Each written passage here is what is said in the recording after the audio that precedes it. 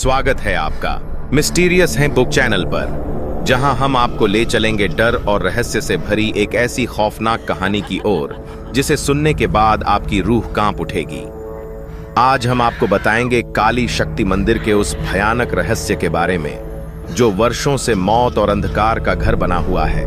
क्या आप सच्चाई जानने के लिए तैयार हैं? तो आइए इस डरावनी सफर की शुरुआत करते हैं। उत्तराखंड के पहाड़ों के बीच बसे छोटे से गांव देवगढ़ की अपनी खूबसूरत और शांत प्रकृति के बावजूद एक ऐसा डरावना सच था जिसे हर कोई छुपाना चाहता था। गांव से लगभग 5 किलोमीटर दूर घने जंगलों के बीच स्थित काली शक्ति मंदिर को लोग श्रापित मानते थे। इस मंदिर के बारे में कहा जाता था कि यहाँ एक तांत्रिक ने अपनी काली साधना के दौरान कई मासूम लोगों की बलि दी थी।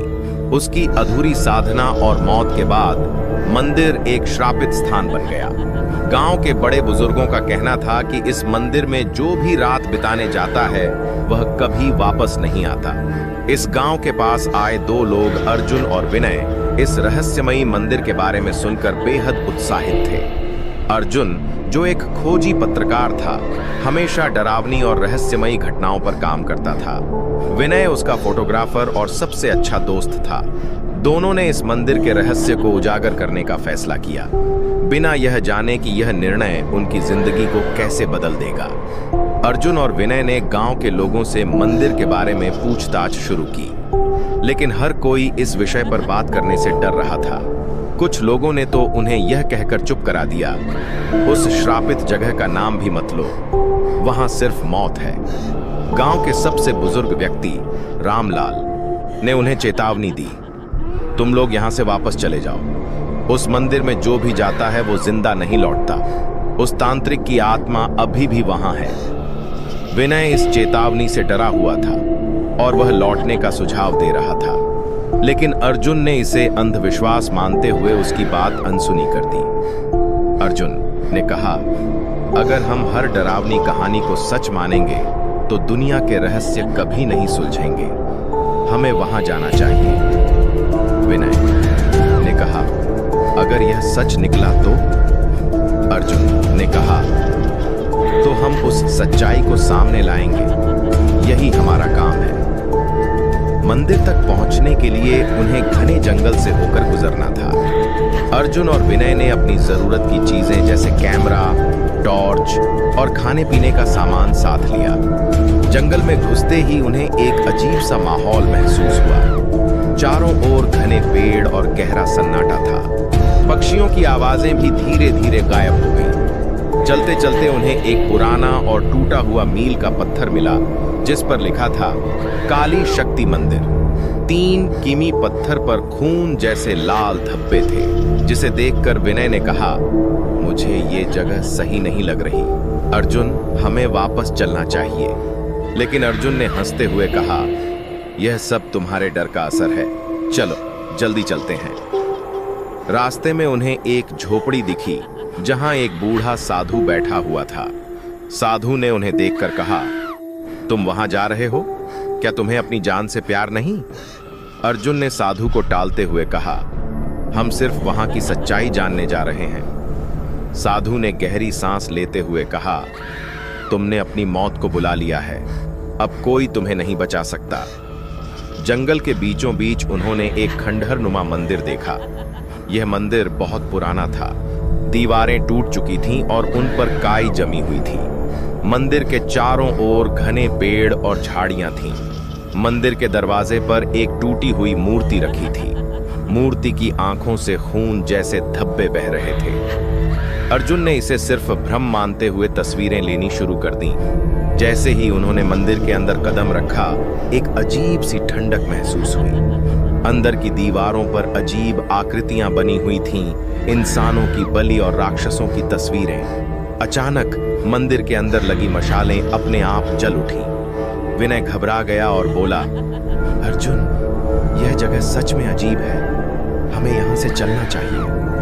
अर्जुन ने उसे शांत किया और कहा, यह सिर्फ हवा और पुरानी दीवारों का खेल है। मंदिर के अंदर जैसे ही उन्होंने आगे बढ़ना शुरू किया, अचानक पीछे से दरवाजे के जोर से बंद होने की आवाज आई। दोनों ने मुड़कर देखा तो दरवाजा बंद हो चुका था। अर्जुन ने कहा, शायद हवा की वजह से हुआ होगा। लेकिन विनय ने डरते हुए कहा, यहां हवा तो नहीं है अर्जुन। तभी दीवारों से हल्की हल्की फुसफुसाने की आवाजें आने लगीं। ऐसा लग रहा था जैसे कोई उनकी बातचीत सुन रहा हो। मंदिर के एक कोने में एक पुराना लकड़ी का बॉक्स रखा हुआ था। अर्जुन ने उसे खोलने की कोशिश की। जैसे ही बॉक्स खुला, एक जोरदार चीख सुनाई दी। दोनों ने डर कर पीछे देखा, लेकिन वहां कोई नहीं था।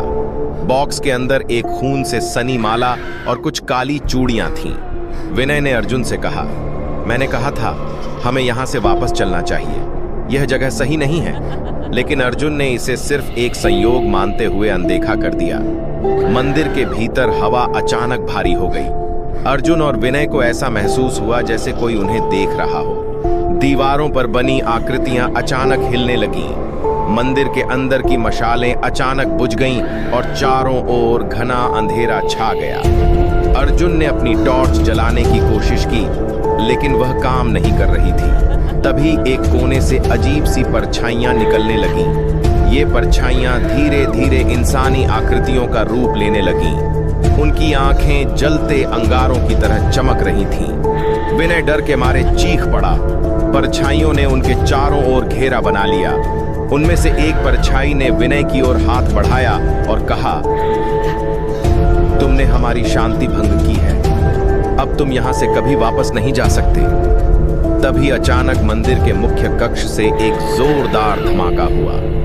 एक भयानक आकृति प्रकट हुई। यह वही तांत्रिक रक्तचंद्र की आत्मा थी। उसकी आंखें लाल थीं, बाल बिखरे हुए थे और उसके शरीर से आग की लपटें निकल रही थीं। तांत्रिक ने जोर से चिल्लाते हुए कहा, तुमने मेरी साधना में खलल डाला है, अब तुम मेरी अगली बलि बनोगे। अर्जुन ने हिम्मत दिखाते हुए कहा, तुम कौन हो और तुमने यहाँ क्या किया? तांत्रिक ने हंसते हुए कहा, मैं वही हूं जिसने इस मंदिर को अपनी शक्ति से भर दिया, लेकिन अब यह मेरा श्राप है।